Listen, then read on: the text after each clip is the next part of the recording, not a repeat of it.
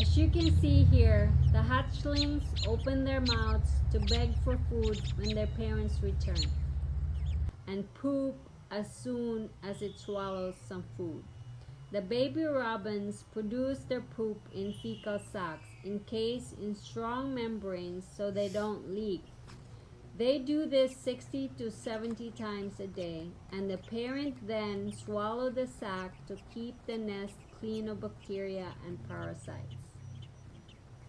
Both parents feed the babies. They might make 100 feeding visits each day. For the first 4 days, the parent birds regurgitate partly digested food into the baby's mouth.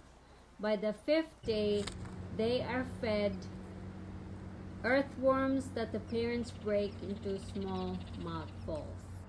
These hatchlings can weigh up to 5.5 grams.